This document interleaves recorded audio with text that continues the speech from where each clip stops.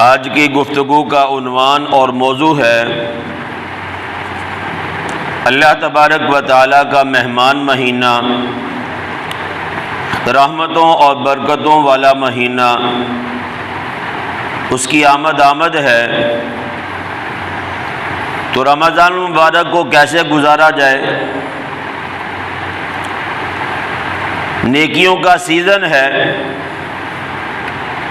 اور اس سیزن میں زیادہ سے زیادہ نیکیاں کیسے کمائی جائیں۔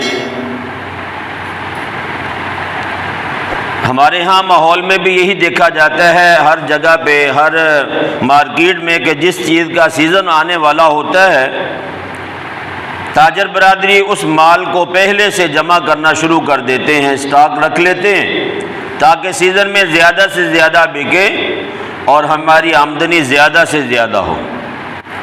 تو اللہ تبارک و تعالیٰ نے ایمان والوں کو آخرت میں درجات کی بلندی کے لیے، گناہوں کی بخشش اور مغفرت کرانے کے لیے خاص طور پہ اللہ تبارک و تعالیٰ نے یہ مہمان مہینہ جسے رمضان المبارک کہتے ہیں، یہ مہینہ مجھے اور آپ کو عطا فرمایا ہے۔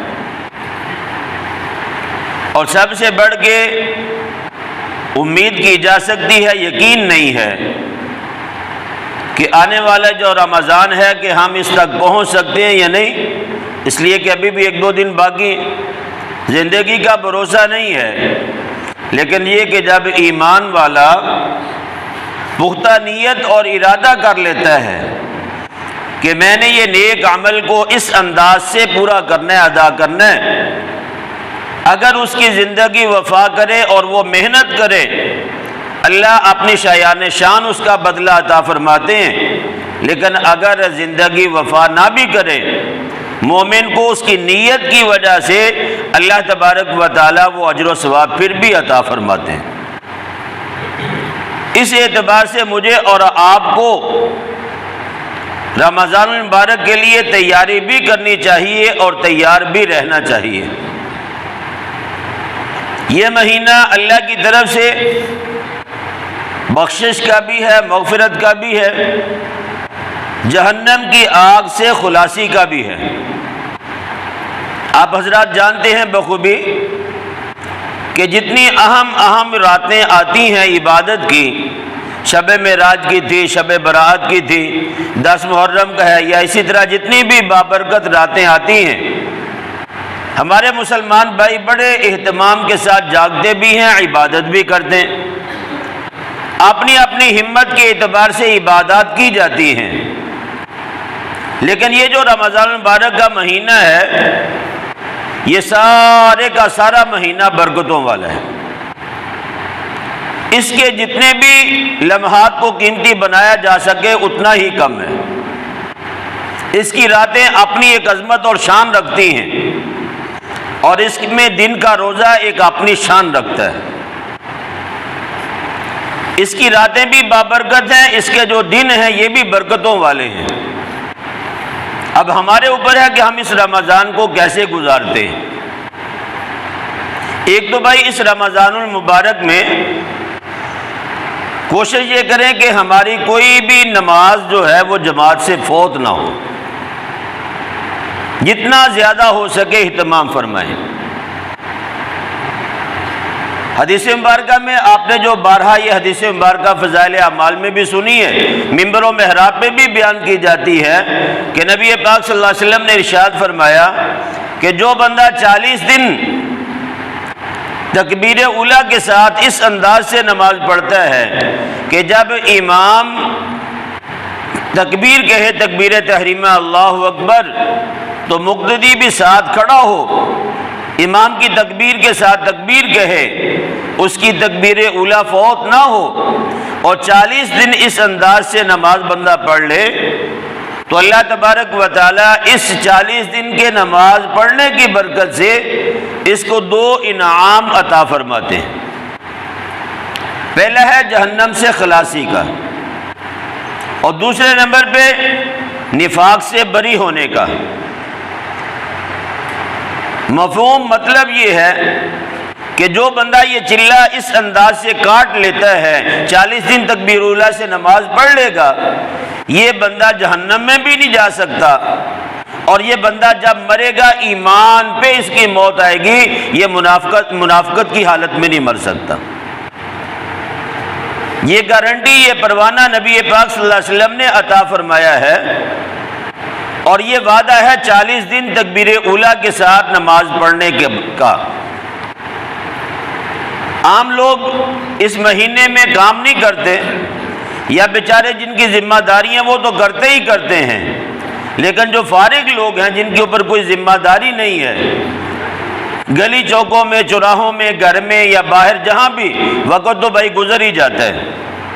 کوشش یہ کی جائے کہ یہ 40 دن اس انداز سے نماز پڑھیں کہ تکبیر اولیٰ فوت نہ ہو۔ ایک تو یہ عام حالات میں ہے، یعنی رمضان کے علاوہ جو بندہ یہ 40 دن کا اہتمام رمضان المبارک میں کر لے گا، یہ تو پھر بھائی نور علی نور ہے کہ جس میں نوافل کا ثواب سنتوں کے برابر، اور سنتوں کا جو ثواب ہے یہ فرائض کے برابر ہے، اور فرائض کا ثواب 70 گنا اللہ بڑھا دیتے ہیں۔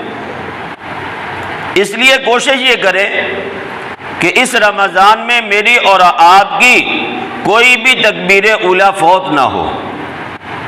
یہ تو عبادت کے معاملات تھے۔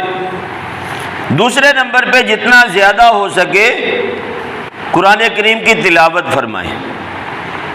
اللہ نے قرآن کو نازل ہی رمضان میں کیا ہے، گویا کہ رمضان اور قرآن ان دونوں کا آپس میں بڑا جوڑ ہے۔ سال کے باقی 11 مہینوں میں اللہ نے پابند نہیں کیا مسلمانوں کو کہ وہ تراویح کے اندر یا نماز کے اندر قرآن پورا پڑھے۔ کوئی مہینہ ایسا نہیں جس میں یہ حکم نازل ہو۔ رمضان کے مہینے میں یہ حکم ہے، سنت موقدہ ہے کہ بندہ تراویح کے اندر قرآن کریم کو پورا پڑھے، اور تراویح بھی 20 رکعت ہے، یہ 8-12 نہیں ہے۔ اگر تراویح کا ثبوت ہے تو یہ ثبوت ہے سیدنا عمر فاروق رضی اللہ تعالی عنہ سے، یا تو پھر تراویح ویسے ہی چھوڑ دے، ٹھیک ہے جی نہیں ہے۔ اور اگر پڑھنی ہے تو پھر یہ بات ذہن نشین فرما لیں کہ سیدنا عمر رضی اللہ تعالی عنہ نے ایک امام کے پیچھے 30 دن تراویح پڑھنے کا حکم دیا ہے، اور پورا قرآن مکمل کرنا ہے جماعت کی صورت میں، مقتدی پیچھے کھڑے ہو کے سنیں۔ یہ سارے قوانین حضرت عمر رضی اللہ تعالی عنہ نے جاری فرمائے تھے اپنے زمانہ خلافت میں، اور کسی ایک صحابی رسول نے بھی اس پہ نکیر نہیں فرمائی تھی، اس پہ کوئی تنقید نہیں کی تھی۔ تمام نے حضرت عمر رضی اللہ تعالیٰ عنہ کی اس بات پہ لبیک کہا تھا، اور سب نے مانا تھا۔ تو اس لیے قرآن کریم اور رمضان یہ دونوں کا آپس میں جوڑ ہے۔ پڑھنا مشکل ہے، نہیں پڑھے ہوئے تو کوئی بات نہیں، گھبرانے کی ضرورت نہیں ہے، پریشان نہ ہوں۔ قرآن کے ساتھ اپنی محبت کا جو میرے دل میں قرآن کی محبت ہے، اس کے لیے میں نے قرآن کے لیے اپنے آپ کو کیسے فارغ کیا ہے۔ پڑھ میں سکتا نہیں، میں پڑھا ہوا نہیں ہوں۔ اگر میں قرآن نہیں پڑھا ہوا، اللہ نے مجھے قوت سماعت دی ہے، میں قرآن سن تو سکتا ہوں نا بھائی۔ اس کے لیے تراویح کا اہتمام بہترین ہے۔ اکثر مساجد میں، محلوں میں، گھروں میں، بیٹھکوں میں قرآن کریم سنانے کا اہتمام ہے۔ تو اور نہ صحیح تو کم از کم اتنا ضرور کریں کہ یہ تہیہ کریں کہ میں نے قرآن کریم تراویح کے اندر کھڑے ہو کے مسجد میں الحمد سے لے کے والناس تک پورا قرآن سننا ہے۔ نیت آپ کریں، ہمت تھوڑی سی آپ کریں، دیکھیں میرا اللہ مجھے اور آپ کو کیسے استقامت دیتا ہے۔ کوئی بھی حافظ قرآن ہم نے آج تک نہیں دیکھا جو مصلی پہ کھڑا ہو قرآن سنانے کے لیے، خواہ وہ 10-12 سال کا بچہ ہے، خواہ وہ 70-80 سال کا بوڑھا عالم دین ہے، میں نے کسی کو گرتے ہوئے نہیں دیکھا کہ 20 تراویح پڑھا رہے ہیں اور تھک کے گر گیا کہ اس سے کھڑا ہوا نہیں جا رہا، یہ سے سپارہ سوا سپارہ پڑھنا مشکل ہے۔ ایسا آج تک میں نے نہیں دیکھا۔ یہ قرآن میرے ہاتھ میں، یہ میں نے دیکھا ہے کہ 4-4 5-5 دنوں میں، یعنی تراویح کے اندر 4-5 دن میں قرآن کریم پورا پڑھا گیا، اور ایک جم غفیر نے سنا ہے، یہ ضرور دیکھا ہے۔ یہ کبھی نہیں دیکھا کہ قرآن سنتے ہوئے یا قرآن سناتے ہوئے کوئی آدمی گر گیا ہو تھکاوٹ کی وجہ سے۔ اور ویسے بھی اللہ نے ہمیں رخصت دی ہے، ہماری شریعت میں تو سختی ہے ہی نہیں، کھڑے ہو کے پڑھنا چاہتے ہو پڑھ لو، اگر ہمت ہے، ہمت نہیں ہے، قیام کے اوپر قدرت نہیں ہے، بیماری ہے، عذر ہے، اللہ کہتے ہیں بیٹھ کے پڑھ لو، بیٹھ کے نہیں پڑھ سکتے لیٹ کے پڑھ لو۔ اللہ نے تو ہمارے اوپر اس معاملے میں سختی کی ہی نہیں ہے، اتنی رعایتیں اللہ نے ہمیں عطا فرمائی ہیں۔ اس کے باوجود بھی اگر یہ مہینہ ایسے ہی گزر جائے محرومی میں جیسے باقی 11 مہینے گزرے ہیں، تو پھر بھائی ہم سے بڑھ کے بدقسمت کوئی نہیں، معذرت کے ساتھ پھر ہم سے بڑھ کے بدقسمت کوئی نہیں۔ نبی پاک صلی اللہ علیہ وسلم نے یہی بات ارشاد فرمائی تھی کہ جس کے پاس رمضان کا مہینہ آئے اور وہ اس مہینے میں اپنے گناہوں پہ رو دو کہ اللہ کو نہ منا لے، اللہ سے اپنے گناہ بخشوا نہ لے، ایسے آدمی پہ اللہ کی لعنت ہو۔ یہ نبی پاک صلی اللہ علیہ وسلم کی بد دعا ہے۔ اور اللہ تو صرف یہ دیکھتا ہے میرا بندہ آ گیا اور کہہ دیا اللہ مجھ سے غلطی ہو گئی، میں نے گناہ کیا، میں معافی چاہتا ہوں، آنکھ سے آنسو بہا دیے، 2-4 قطرے آ گئے، اللہ پچھلے سارے خطاؤں پہ کیا کر دیتے ہیں بھائی؟ بخشش کا قلم پھیر دیتے ہیں۔ تو یہ کوئی مشکل کام، سب سے آسان کام اس دنیا میں اللہ کی ذات کو راضی کرنا ہے، سب سے آسان کام اس دنیا میں اپنے رب کو راضی کرنا ہے۔ روٹھے ہوئے دوست کو منانا مشکل ہے، روٹھے ہوئے بھائی کو منانا مشکل ہے، ناراض والدین کو منانا مشکل ہے، ان کی نافرمانی یا ان کو پریشان کیا ایک دکا دفعہ، 1-2 مرتبہ، اللہ کو ساری زندگی ناراض رکھا ہے۔ 70-80 سال کی عمر میں جا کے یہ بات ذہن میں آئی میں اپنے رب کو راضی کر لوں۔ اب اس کے لیے کوئی لمبے چوڑے کام نہیں ہے، پکا ارادہ کر لیں یا اللہ جو ہو چکا ہے وہ ہو چکا، آئندہ تیری نافرمانی نہیں کروں گا، پچھلے تو معاف کر دے۔ بس یہ 2 بول ہیں، یہ دل کی گہرائی سے بولنے پڑتے ہیں، اور آنکھوں سے ندامت کے آنسو ہو، اللہ پچھلے سارے کو معاف کر دیتے۔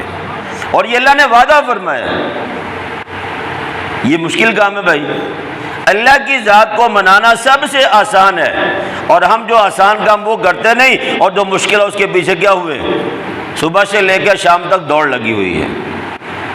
تو رمضان المبارک کے حوالے سے 1-2 باتیں جو لازماً ہیں، ضروری ہیں، جس کا اہتمام کریں گے تو انشاءاللہ یہ رمضان کی مبارک گھڑیاں میرے اور آپ کے لیے کمائی کا ذریعہ بھی بنے گی، اللہ کی رضا کا پروانہ بھی ملے گا، اور انشاءاللہ پچھلے گناہوں کے اوپر اللہ مغفرت کا قلم بھی پھیر دیں گے، اور اگر استقامت اختیار کی تو ممکن ہے کہ اللہ میرے اور آپ کے گناہوں کو نیکیوں سے بھی بدل دے۔ اس ذات کے لیے تو کوئی مشکل نہیں ہے۔ میری جیب میں 1,00,000 روپے ہے، میرے 3 بچے ہیں، میں ان کے میں برابر تقسیم نہیں کر پا رہا، ایک کو دے دیے سارے، 2 مجھ سے سوال کر ابا ہمیں کیوں نہیں دیا، کرے گا یا نہیں بھائی؟ ہم بھی تو تیرے ہی، ایک کو کیوں دیا؟ اللہ سے تو ایسے بھی کوئی پوچھنے والا نہیں ہے، کوئی اللہ پہ اعتراض کرنے والا ہے ہی نہیں، نہ کسی میں یہ طاقت ہے۔ اللہ گناہوں کو نیکیوں سے بدل دے، اللہ اس پہ بھی قادر ہے۔ تو رمضان مبارک میں 3 اوقات بڑے ہی اہمیت کے حامل ہیں۔ سب سے پہلا جو وقت ہے نا بھائی، وہ ہے تہجد کا وقت ہے۔ عام راتوں میں بھی یہ اعلان ہوتے ہیں نا بھائی، آپ نے حدیث مبارکہ سنی ہے کہ رات کا آخری پہر جب ہوتا ہے اللہ آسمان دنیا پہ جلفہ افروز ہوتے ہیں، اعلان ہوتا ہے کون ہے بخشش مانگنے والا، کون ہے رزق مانگنے والا، کون ہے مجھ سے مانگنے والا میں اس کو دوں، یہ اعلان ہوتا ہے یا نہیں بھائی؟ تو یہ جو گھنٹہ ہے نا سحری کھانے سے پہلے جو تہجد کا وقت ہے، یہ 1 گھنٹہ اللہ کے لیے خاص کریں، گھر میں مستورات کو بھی اس کے لیے تیار کریں، خود بھی اس کا اہتمام کریں کہ سحری کھانے سے پہلے 1 گھنٹہ اٹھ کے اللہ کی حضور راز و نیاز ضرور کریں، اپنے گناہوں پہ روئیں، امت کے اوپر جو حالات آئے ہوئے، ہمارے اوپر جو حالات آئے ہوئے، اس کے لیے اللہ سے عافیت کی دعائیں مانگیں، قرآن کریم کی تلاوت کریں، اور ہو سکے تو تسبیح، صلاۃ التسبیح یہ بھی پڑھیں، نبی پاک صلی اللہ علیہ وسلم پہ درود پاک پڑھیں، تہجد کے لیے 1 گھنٹہ لازم کریں، اور اس کے بعد جب اذان ہو گئی، سحری کھا لی یا فارغ ہو گئے، اذان ہو گئی، نماز کے لیے مسجد میں آ جائیں، مستورات ہیں وہ گھر میں مصلی بچھا لیں، نماز پڑھیں، نماز کے بعد درس قرآن ہے وہ سنیں، اور سورج کے نکلنے تک یہ جو 1 گھنٹہ ہے، یعنی فجر کی اذان سے لے کے سورج کے نکلنے کے بعد اشراق کی ادائیگی تک، یہ 1 گھنٹہ اللہ کے لیے وقف کریں۔ یہ کوئی مشکل نہیں ہے۔ دیکھیں بھائی، ایک آدمی چاہتا ہے میں شہر چلا جاؤں، راستے میں 10 دوست اسے روکنے والے، نہ یا چھڑ پڑے، کل نو چلیں گے۔ یہ بندہ جانا بھی چاہے گا نا، دوست احباب اسے منع کریں گے، یہ رک جائے گا۔ ایسے ہوتا ہے نہیں بھائی؟ آپ کسی کام پہ جانا چاہتے ہیں، دوست منع کرتے کہ چل یا کل نو چل جائیں گے، کوئی نہیں، ٹھیک ہے۔ آپ نماز پڑھنا چاہتے ہیں، آپ کو شیطان روکنے والا ہے، روکنے والا ہے یا نہیں؟ ہم کوئی بھی نیک کام کا ارادہ کرتے، ہمارے راستے میں شیطان رکاوٹ ڈالتا ہے، روڑے لٹکاتا ہے۔ لیکن رمضان میں تو یہ عذر بھی نہیں ہے۔ رمضان میں آپ نے جو کام کرنے کی ٹھان لی، آپ کو روکنے والا کوئی نہیں۔ شیطان جکڑ دیے جاتے، سرکش شیاطین جکڑ دیے جاتے۔ بندہ جو نیک عمل کرنا چاہے بڑی آسانی کے ساتھ کرے، راستے میں رکاوٹ کوئی نہیں ہے۔ ارادہ کرنا، تھوڑا سا عملی طور پہ آگے نکلنے کی کوشش کرنا، باقی میرا اللہ بندے کو استقامت دے دیتے ہیں۔ کچھ 100 میں سے ایک آدھا کیس ہوگا جس نے روزہ رکھا ہو اور وہ بیچارہ مر گیا پیاس کی وجہ، ایسا ہوتا نہیں۔ ویسے جب بندہ ٹھان لیتا ہے، اللہ بندے کو طاقت ضرور دے، توفیق دیتے۔ میرے سگے ماموں ہیں، وہ گندم کی کٹائی بھی کرتے ہیں۔ پچھلے رمضان میں انہوں نے وہ بیلنا بھی لگایا ہوا تھا، روزہ بھی رکھتے تھے اور اس کے ساتھ ساتھ وہ جناب سارا دن کھیتوں میں کام بھی کرتے تھے۔ اور ایسے بھی ہوا ہے کہ جس رمضان میں کٹائی نہیں ہے، کٹائی کا موسم آیا، انہوں نے نفلی روزے رکھ کے بھی گندم کی کٹائی کی ہے۔ کچھ بھی نہیں ہوا، سارا دن کتنی گرمی ہے، نیچے سے کھیتوں کی گرمی، اوپر سے سورج کی تپش ہے، پھر بھی کچھ نہیں ہوتا تھا۔ ہم تو پنکھوں کے نیچے بیٹھنے والے لوگ ہیں، اے سی چلیں گے، سب کچھ ہوتا ہے، اور پھر بھی ہم کہتے جی صاحب ہم سے روزہ نہیں رکھا جاتا۔ اللہ کی کون سی ایسی نعمت ہے جس سے اللہ نے مجھے اور آپ کو محروم رکھا ہے؟ روزہ رکھنا چاہیں، ہمیں کون سی چیز آڑ بنتی ہے؟ ایسا عذر بتائیں کہ جو روزہ رکھنے سے مانے۔ کوئی عذر نہیں ہے۔ ہر چیز، اللہ کی ہر نعمت میرے اور آپ کے اوپر بارش کی طرح 24 گھنٹے برستی ہے۔ تو اس لیے دوسرا گھنٹہ یہ ہے فجر کی اذان سے لے کے اشراق کی ادائیگی تک کا 1 گھنٹہ ہے۔ اور تیسرے نمبر پہ افطاری سے پہلے جو 1 گھنٹہ ہے، عصر کی نماز کے بعد اگر کوئی دنیاوی مشاغل نہیں، کام کاج نہیں ہے، تو 1 گھنٹہ پہلے افطاری کا سارا معاملہ طے کر کے، کلیئر کر کے، اس کے بعد آپ اللہ کی طرف متوجہ ہو جائیں۔ سحری کا وقت بھی، تہجد کا، اور یہ افطاری سے پہلے یہ جو گھڑیاں ہیں اللہ کی بارگاہ میں، یہ قبولیت کی گھڑیاں ہیں۔ ان اوقات میں اللہ بندے کی دعا کو ضرور قبول فرماتا ہے، بشرطے کہ وہ اس کے حق میں بہتر ہو۔ تو اگر میں اور آپ یہ 3 گھنٹے 24 گھنٹوں میں اللہ کی عبادت کے لیے نکال لیں، خاص کر لیں، تھوڑی سی ہمت فرما لیں، تو یہ مہینے میں کتنے گھنٹے بنتے ہیں بھائی؟ 90 گھنٹے بنتے ہیں۔ روزانہ کے اعتبار سے 3 گھنٹے، مہینے میں کتنے ہو گئے؟ جو بندہ 90 گھنٹے ایک کام مسلسل کرتا ہے، روزانہ کرتا ہے، ممکن ہے اللہ اس پہ مجھے اور آپ کو پکا عادی بنا دے۔ تہجد کی بھی پابندی اللہ نصیب کر دے، اشراق پڑھنا بھی آسان کر دے، اور قبولیت کی گھڑیوں میں بیٹھ کے اللہ سے مانگنا، اللہ اس کی بھی ہمیں توفیق دے دے۔ اللہ کے لیے کوئی مشکل نہیں ہے۔ آنے والی باقی جتنی بھی زندگی ہے، آنے والے جتنے بھی لمحات ہیں، وہ میرے اور آپ کے بہت ہی محبوب اور مضبوط ہو سکتے ہیں، لیکن شرط یہ ہے کہ رمضان المبارک میں اپنے آپ کو عبادت کے لیے تیار بھی کریں، فارغ بھی کریں۔ تو 3 گھنٹے روزانہ کے اعتبار سے اللہ کے لیے فارغ کریں۔ کتنے گھنٹوں میں بھائی؟ 24 گھنٹے دن رات میں ہیں۔ ان 24 گھنٹوں میں 3 گھنٹے آپ سے مانگنا ہوں اللہ کے لیے۔ پہلا تہجد کا وہ گھنٹہ سحری سے پہلے، دوسرا سحری کھالی اذان ہو گئی، اذان سے لے کے فجر کی نماز، درس قرآن یا تلاوت قرآن، اور اس کے بعد اپنی جگہ پہ اشراق کی نماز پڑھ کے اٹھیں، 1 گھنٹہ یہ، اور 1 گھنٹہ افطاری سے پہلے عصر کے بعد سے لے کے مغرب تک کوئی سامان لا کے دینا ہے گھر میں دے دے، گھر میں مستورات افطاری کو تیار کر لے، پھر سارے لوگ بیٹھ بیٹھ جائے مل کے اللہ کے حضور اپنے راز و نیاز کریں۔ یہ اوقات قبولیت کے بھی ہیں اور یہ اوقات اللہ سے مانگنے کے بھی ہیں۔ جو بندہ ان اوقات میں اپنے آپ کو اللہ کی عبادت کے لیے فارغ کر لے گا، خدا کی قسم آپ یہ ایک رمضان ایسے گزار کے دیکھیں، آپ کو عبادت میں بھی لذت، حلاوت، مٹھاس محسوس ہوگی، اور اس کے ساتھ ساتھ آئندہ آنے والا جو سال ہے رمضان کے بعد، یہ بھی ہمارا انشاءاللہ بہت ہی اچھا گزرے گا۔ اللہ کی ذات کے ساتھ میرا اور آپ کا تعلق مضبوط ہو سکتا ہے اگر ہم اللہ کے ساتھ اپنا لو لگانا چاہیں، اگر ہم اللہ کے ساتھ دل لگانا چاہیں۔ تو میں نے عرض کیا کہ یہ 3 اوقات ہیں، 3 گھنٹے ہیں، کوئی زیادہ وقت نہیں مانگا۔